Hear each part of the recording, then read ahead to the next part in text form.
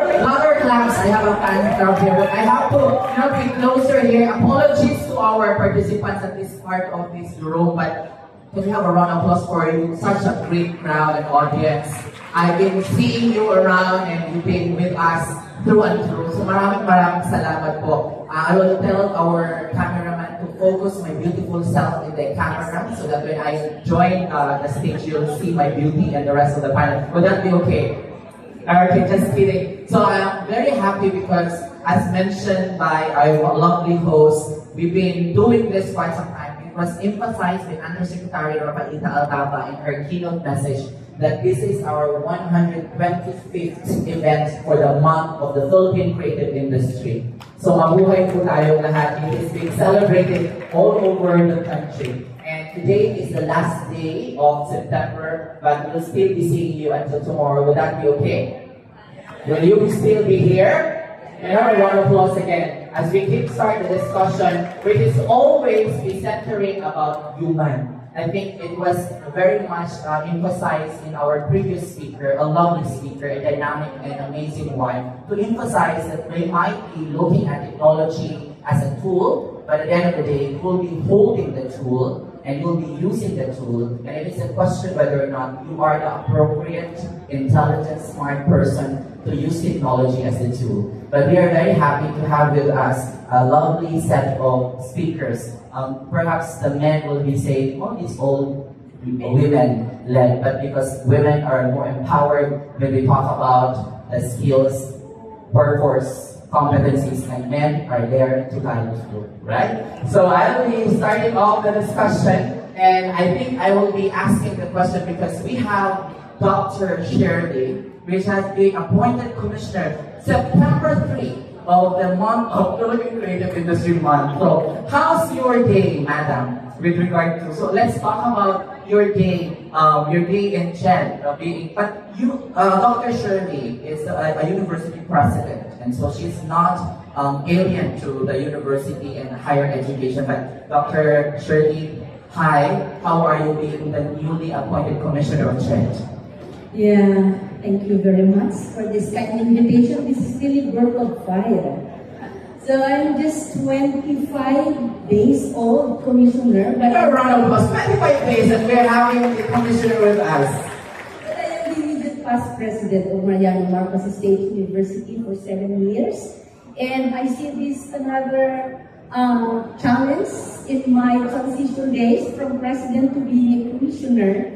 And as I hear Esme, Miss Esme, from natural science to totally creative industry. I am a natural scientist, but I see many platforms. You are 3 weeks old. I have somebody who is 3-month-old being the Deputy Director General of TESDA. We have with us our very own DDG Nelly. How are you?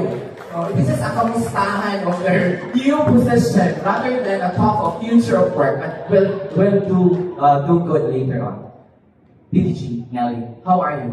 I'm good. I always believe that wherever we are placed, we're the right person. Whatever the timing is, it's the perfect time. You Miss Universe Philippines. Thank you, DDG. We have with me, not you to Dolly, but definitely been with our local employment team. So, how are you? I'm good, Jonah. Thank you. I'm very much pleased and privileged to be together with DG Nelly. So Miss Grace with me when we saw that the members of the panel will be Dr. Shirley and DDG. We were so calm and they say we'll not be doing a lot of work, right, Miss Grace? But kidding aside, let's kickstart. Where do we situate skills story with the creative story? Because a lot of people have been telling us that in our Philippine Creative Industry Development Plan, which is currently being reviewed by the Office of the President, it has the beams, and you can remember that, students, a while back, that we have beams. The B is building creative ecosystem, and E is empowering creative workforce. A is to accelerate innovation, and then we have to mobilize funds, and S is seizing market opportunities. So let's talk about empowering creative workforce. And there are 3 fundamental policies and plans that we have in the country, which is to develop creative talent, connect creative talent, and protect creative talent. And I think the protect that creative talent will be Miss Grace role in a while. But how do we develop creative talent in engineering? Okay, talking on the perspective of TESDA, our very mandate is actually develop textbook side, because we have, of course, elementary level.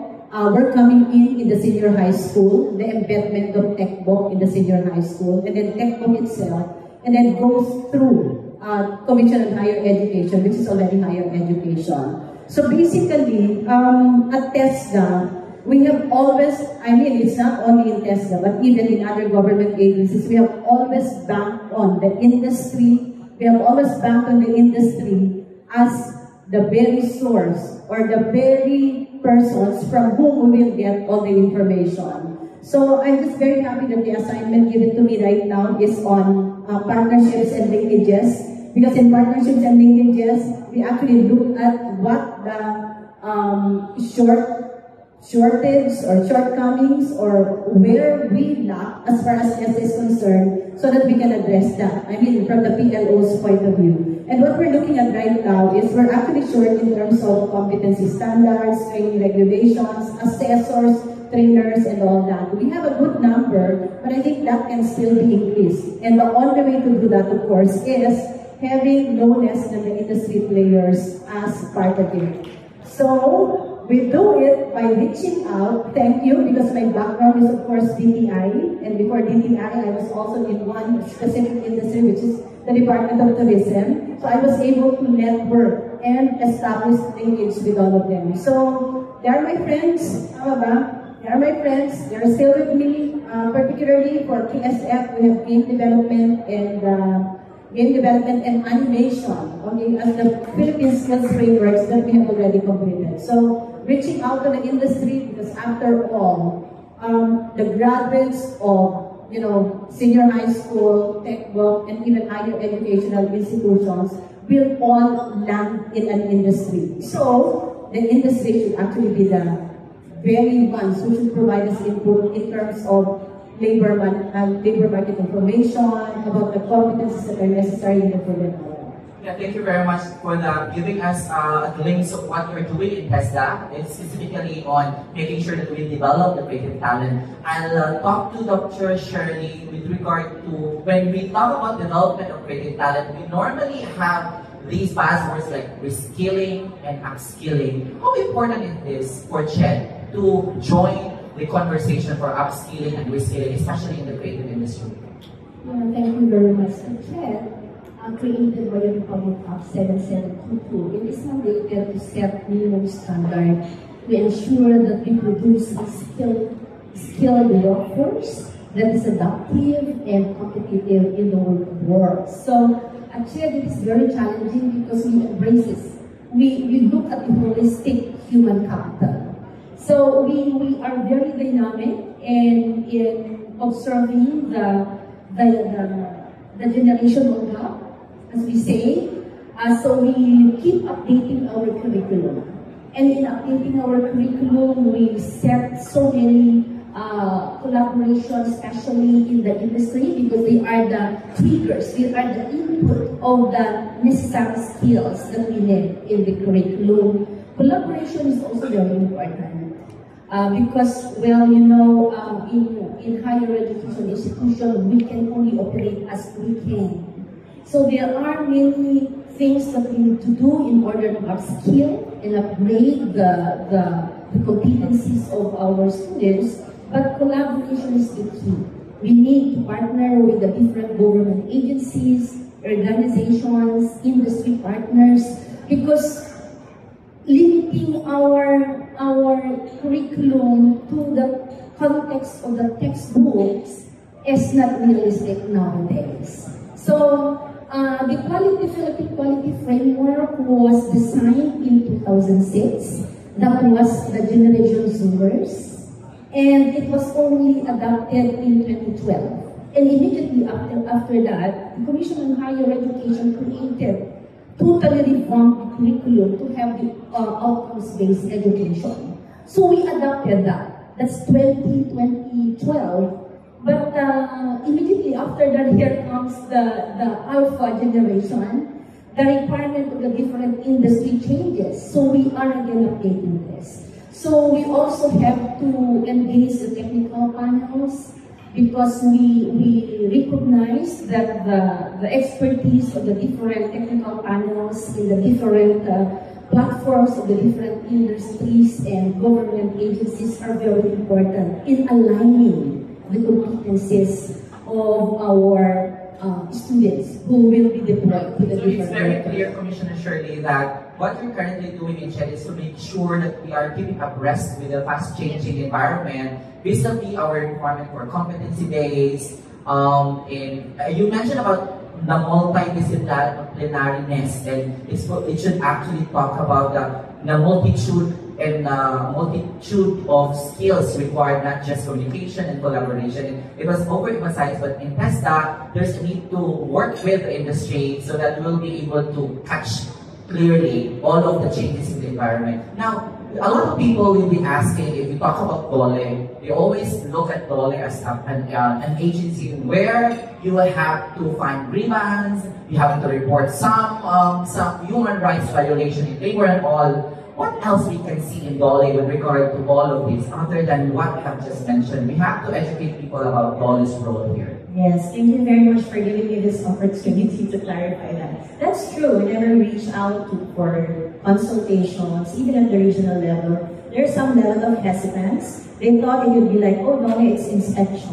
Oh, DOLE, there's some kind of case against me. But no, we are doing this actually also in terms of collaboration, understanding what's the current state of the labor market at the local level is, what skills are required, because at the end of the day, we always adhere to tripartism. There's the government, there's the private sector, the employers, and there is the labor sector. And so we produce, even our jobs in labor market forecast, we take it from the intelligence on the ground. So we take it from our partners from industries, from our supply side also, from schools, from higher education, basic, higher, mid-level, even professional level, and of course our industries and our job seekers as well. So it's good to also advocate that DOLE is focusing more on enhancing the employability of our Filipino workforce and also increasing your access to employment opportunities. So these are our two core functions, especially in the Bureau of Local Employment. Yeah. So they were now looking more about employability and their ability to access the workforce market and all. And I think it's clear now that DOLE is not just that. It is part of their hat, wearing of their hats, but there are also a lot of things that they're doing in the developmental side of things. We'll go back to DDG,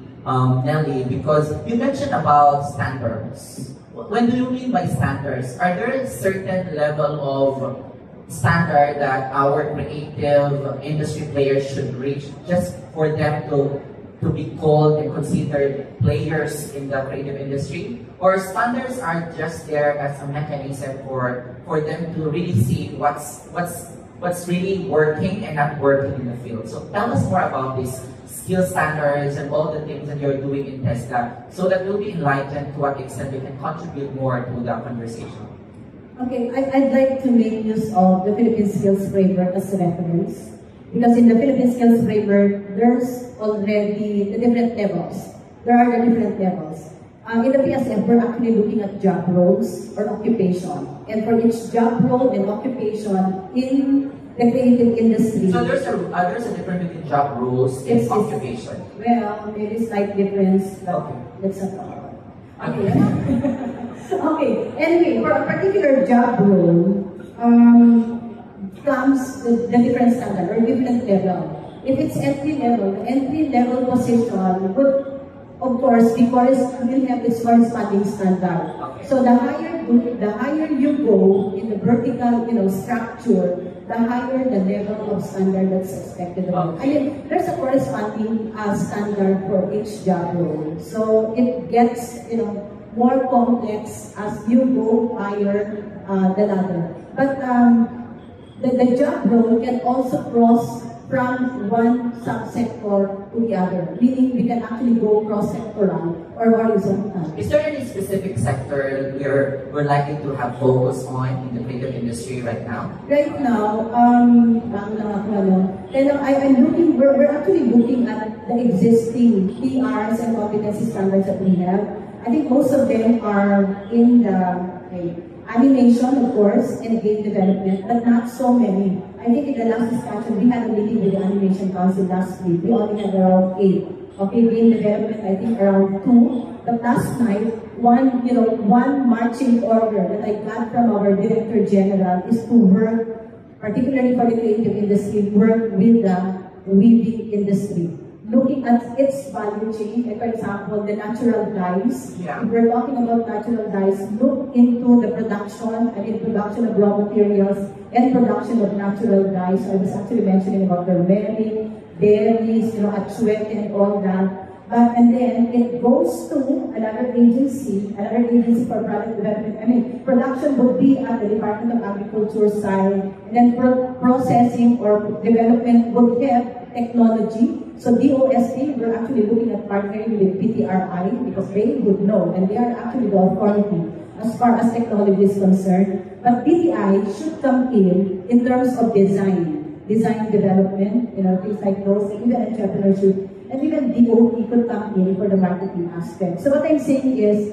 we're already, our DG Tico Benitez, being, I think, a co-author of the PCIDA law, yes, is also looking at the creative industry as one sector that we should focus on. Of course, game development, animation were all being mentioned of, but we do not want to spread ourselves too thinly. That's why we're looking initially at these 3 sectors first. Yeah, but the good thing about having some focus or pilot cases is to be able to perfect the model, and perhaps the rest of, for everybody's attention, there are about 70 plus creative sectors in the Philippines following the Philippine Creative Industry Development Act, from audio visual down to the traditional cultural expression. And I think we're just talking about 3 out of these 73 plus creative sectors, and I think that we agree with that. As far as DTI is concerned, we're still looking at the priority clusters right now. So I think the weaving component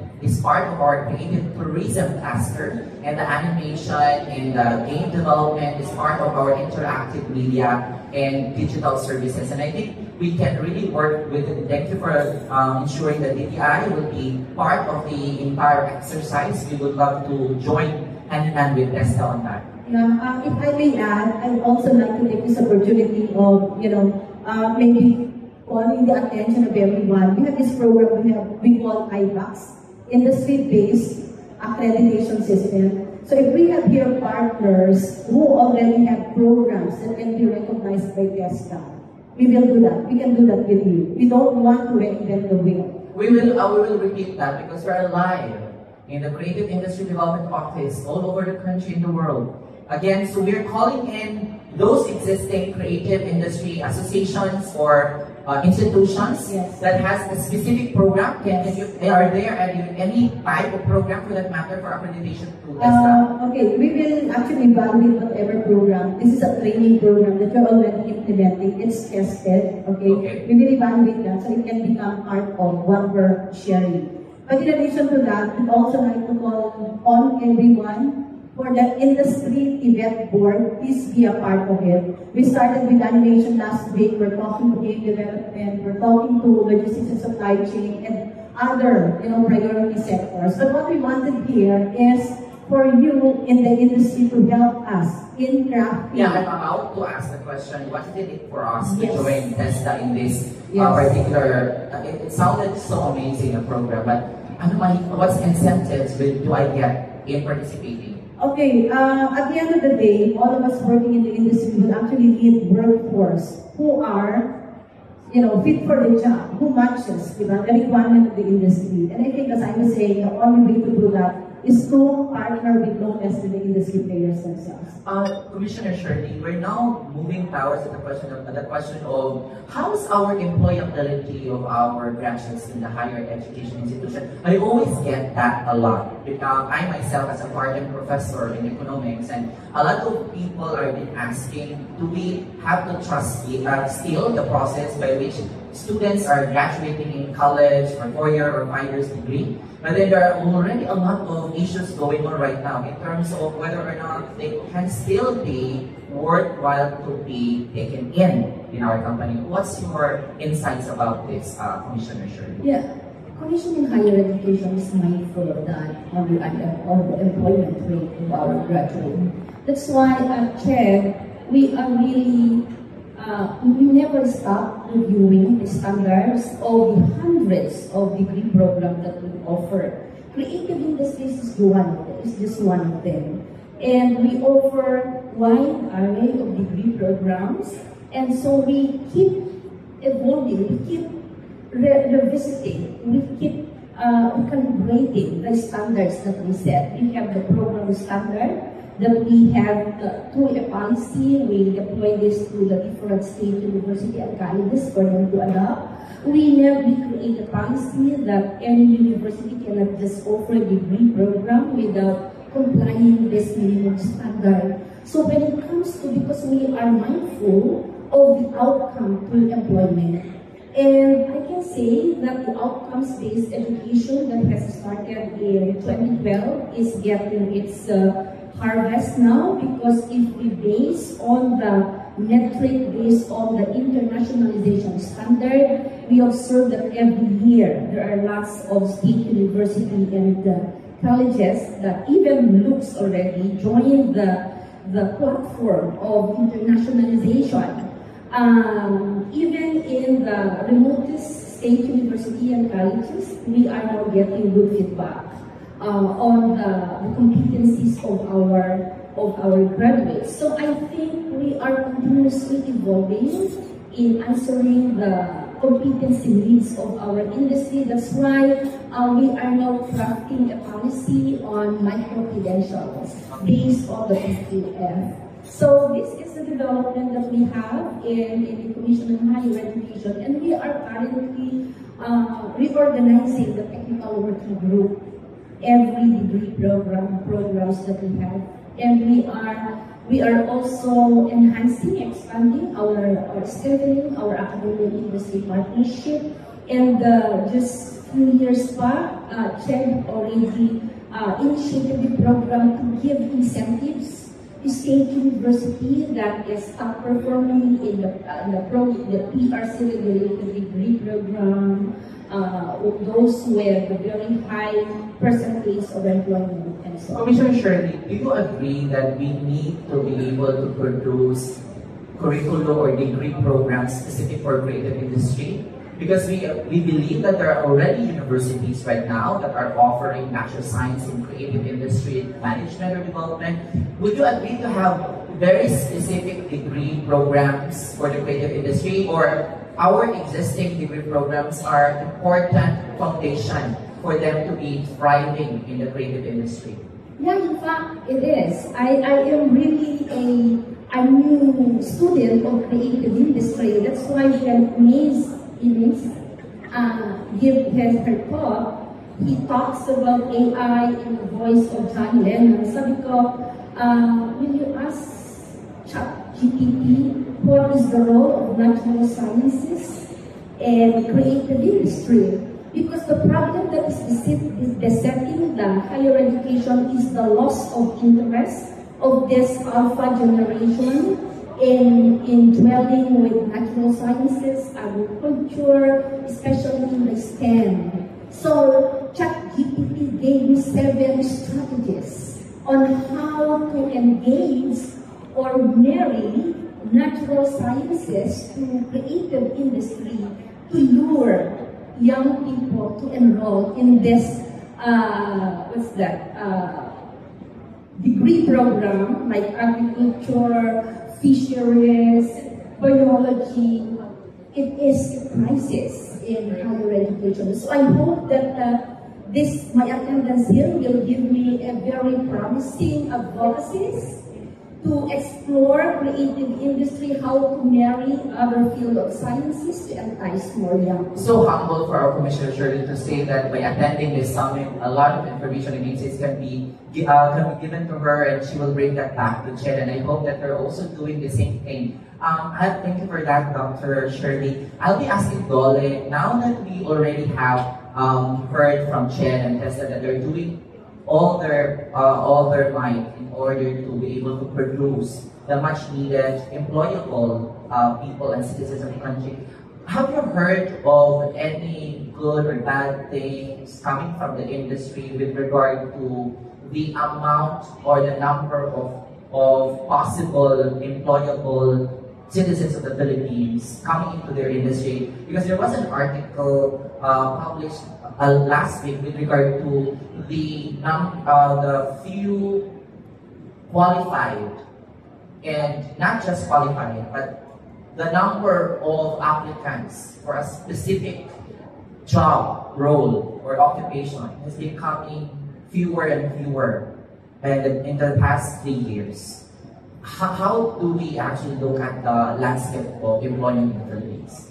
Yes, I think it's not just specific to the creative industry. There are a lot of other key emerging growth sectors that really lack the supply of right workers with a high value technical skills. I would say that's the operative word, a high value technical skills. Earlier we were taught, or we heard about AI, automation, large language models, etc., and the fear of some people that they might lose jobs. But it's not really the jobs that they would lose, but the automated tasks. So there would be a redefining of the job roles, as DG mentioned earlier. But still, the human value is needed in every aspect of work. So it means also that we need to properly prepare our incoming supply to the labor market.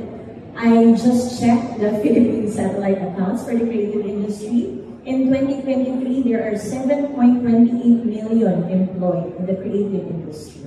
And that is actually an increase from 2022. You mentioned about the 7 million plus. This is actually, we have shout out to our Philippine Statistics Authority. Can everyone applause? We have a table dedicated for our PSA on this side of the room. And they've been telling us that the 7 million recorded employment in the creative industry are the formal ones. Now, I think you were bringing that discussion to the so-called freelance and members of the gig economy. How do we acknowledge this situation? Yes, the freelance and platform economy is actually something that's not yet fully captured by official statistics. We rely on some administrative data of different industry associations, etc. But the good thing is there's actually the newly passed law, the Freelance Protection Law, which actually also, we could say, legalize their personality in terms of getting social benefits and other aspects of, they say, a regular worker. So it means also that it's in a way encouraging people to also engage in freelance work. And also the good thing, I would say, that attracts people to the freelance work is the flexibility it offers. Unlike in the regular work where people are tied to a 9-to-5 job and you restrict your specific area of expertise, but this one will allow more flexibility and of course more income and higher productivity. But as I mentioned, the working conditions is also an aspect. There's a telecommuting law that is in place, which also provides standards in terms of employing telecommuting work for the freelancers. And there are also a lot of work now. As you mentioned, there are a lot of sectors under the creative industry, and there are many different groups forming. And we are very much happy that we are hearing their voice, different consultations. We can actually also partner with them in terms of labor market information.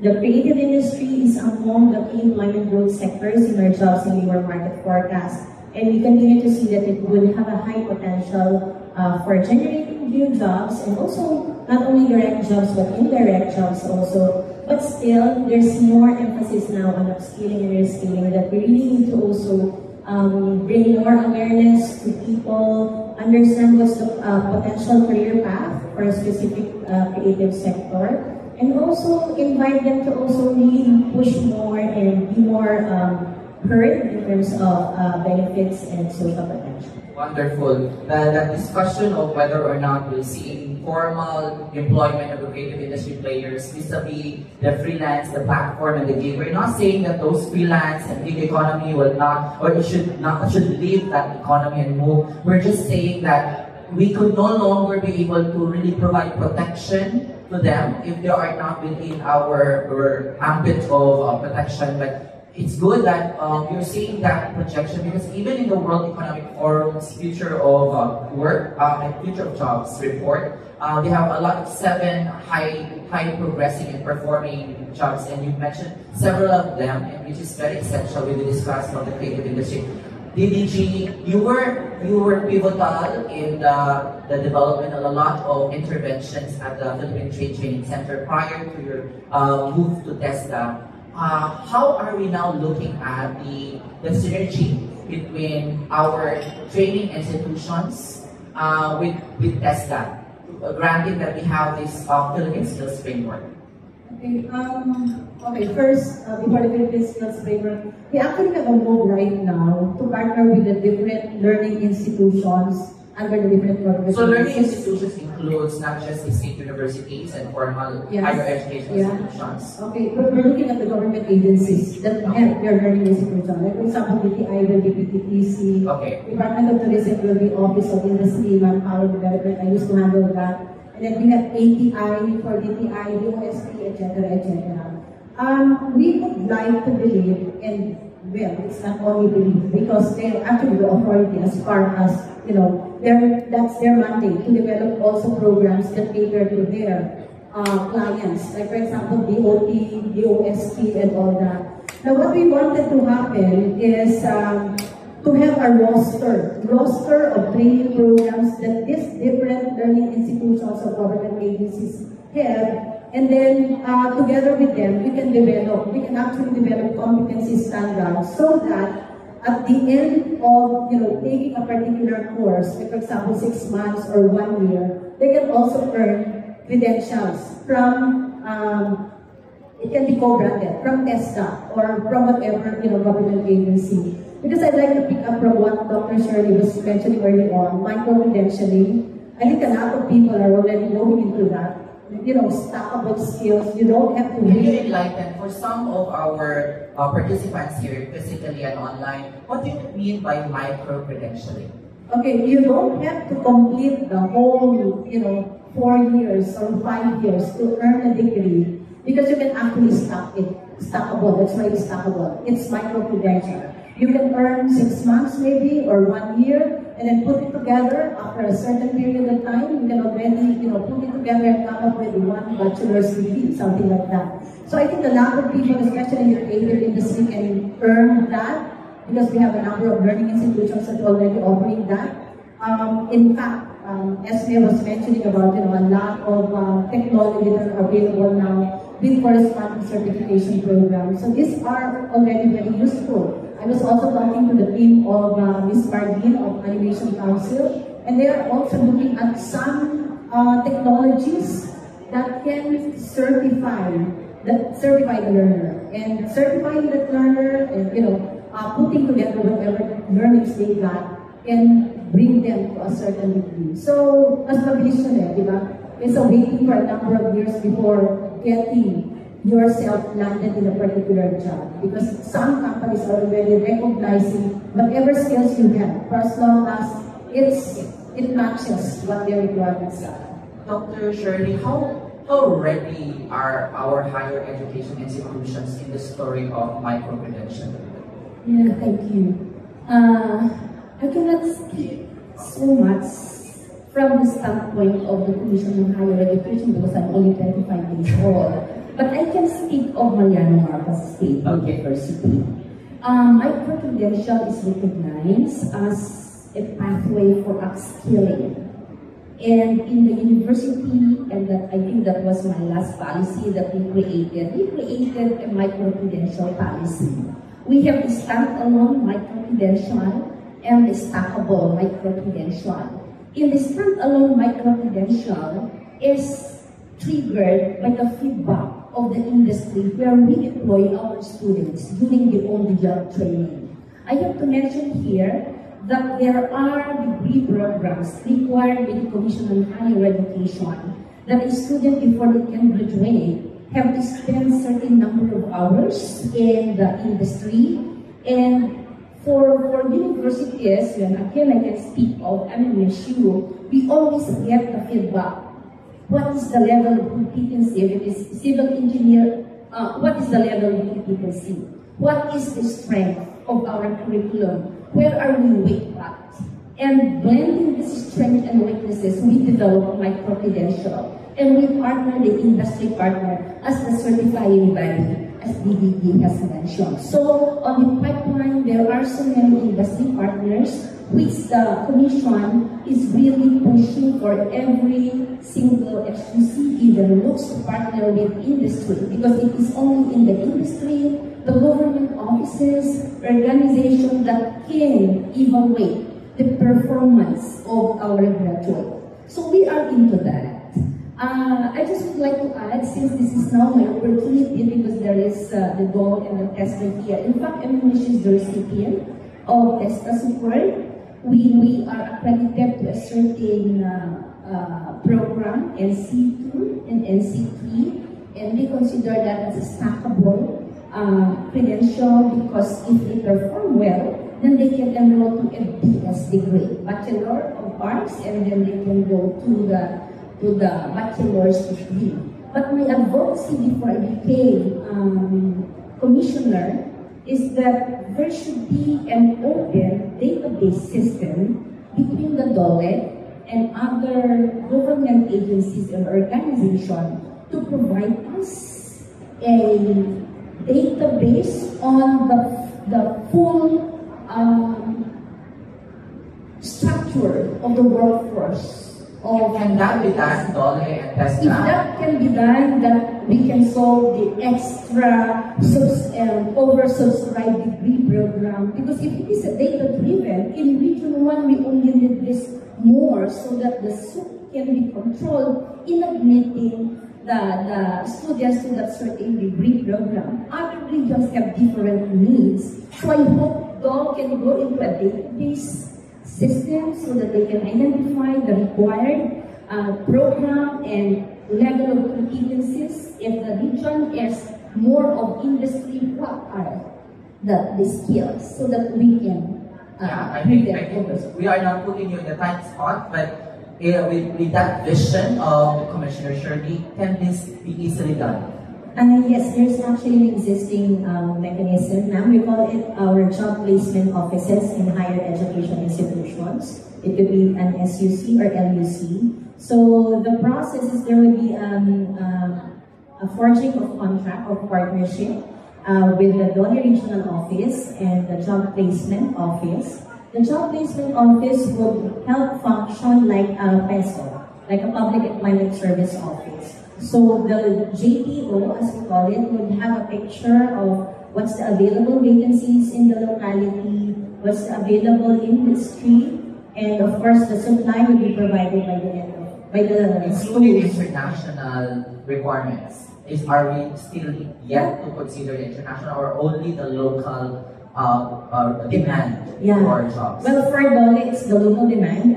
Now that the DMW has been separated from DOLE. But it used to be captured by the pesos. There are still some pesos that function, and I mean, they function that they still capture the international demand. So they even do they even do job fairs for international vacancies, etc. So the peso would still be the best facility. So the mechanisms are already in place, yes. and that could be very well heard by DOLE Yes, when they will be doing planning. Correct. And as a JPO, you would be provided with an access to the PESO Employment Information System. So you would also see the full picture from the back end of the database.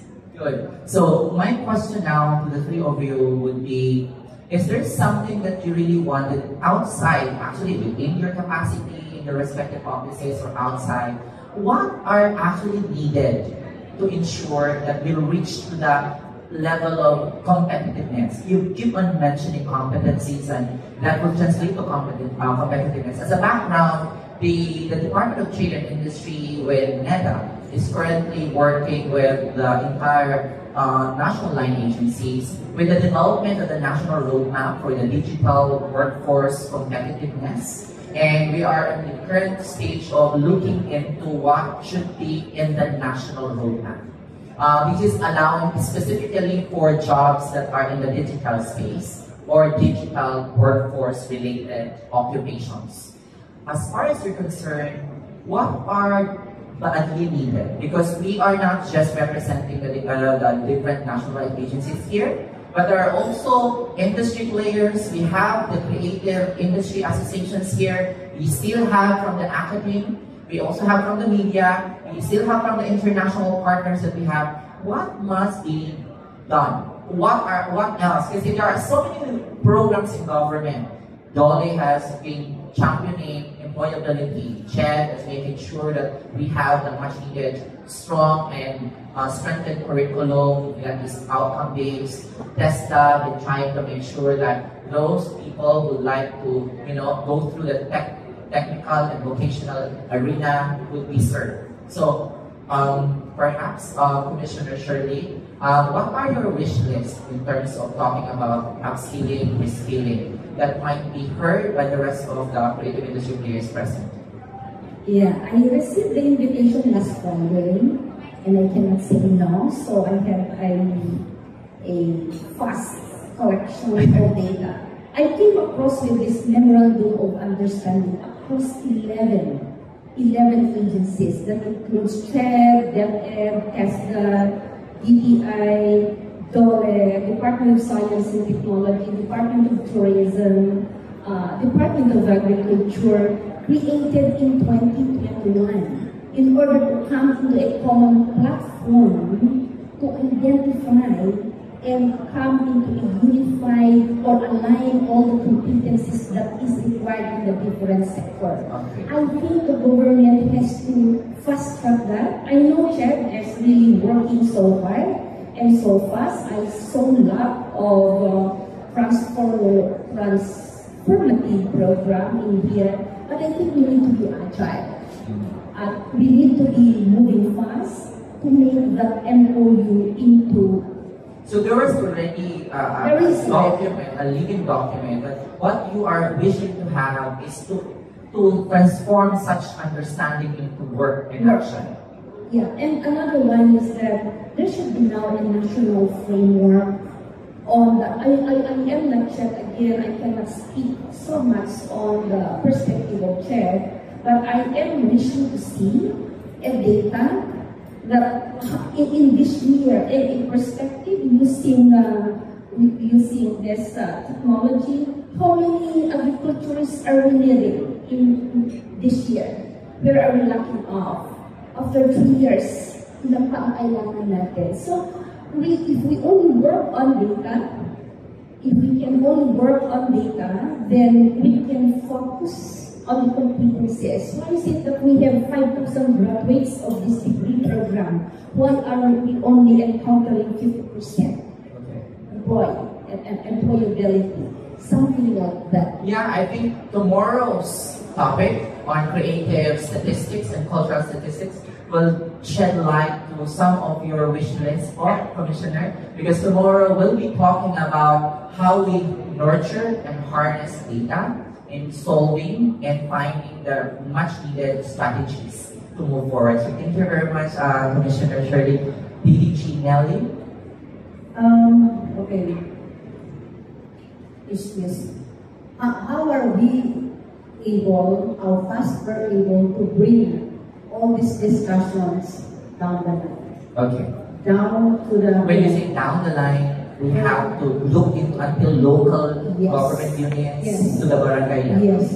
Because at the end of the day, they are the very sources of the workforce. We may be talking about big things here, competency standards, training regulation and all that. But if these are not translated into contents, the teachers are not trained and we're not able to bring it to the students, the learners in the communities, it's nothing.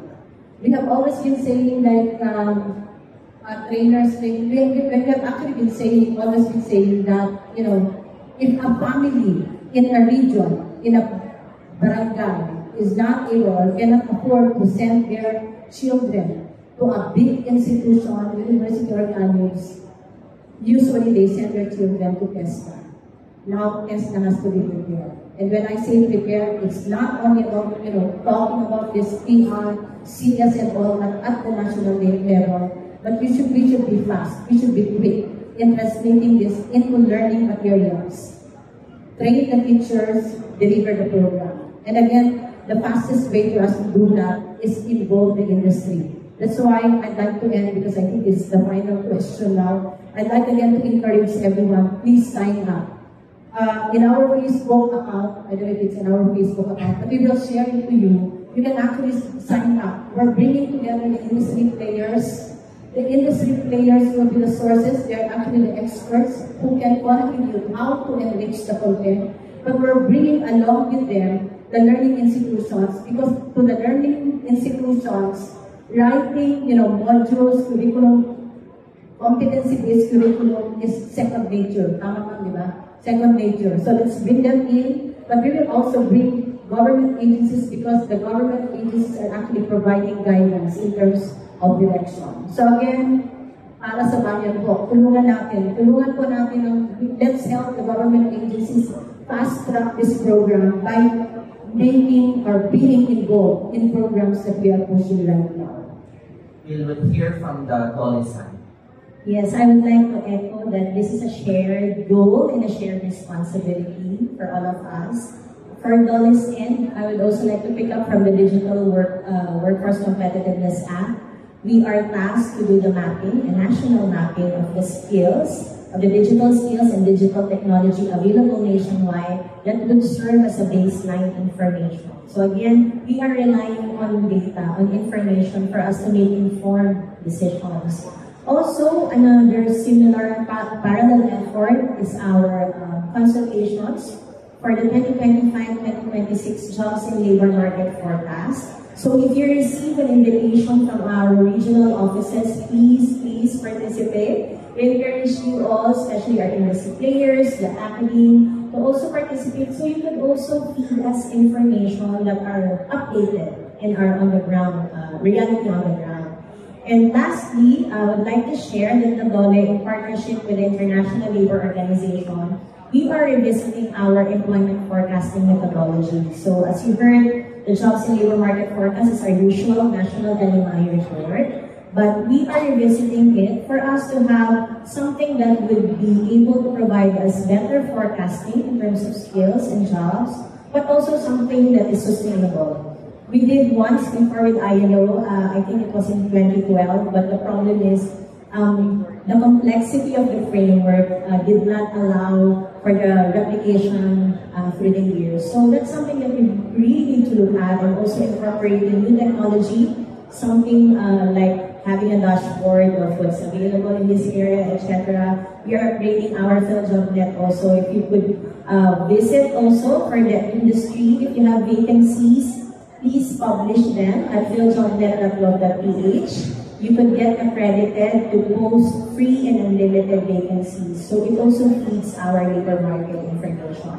And of course, for our job seekers, maybe my wish is for us to be more open and adaptable, because that's the call of the times. There's no getting away from digital transformation, but there's really a pressing need for us now to upskill and even multi-skill, because that's the call of the times, and we really need to be more competitive in this digital age. One thing is emerging in this particular talk is that this is no longer a whole of government approach. We might be representing DTI, we have Dolly here, we have Chet, and we have TESDA, but we are assured, you are assured that we are always listening in every walks of life with regard to how we should do the framework necessary to upskill and reskill. So now we are talking about the whole of nation approach.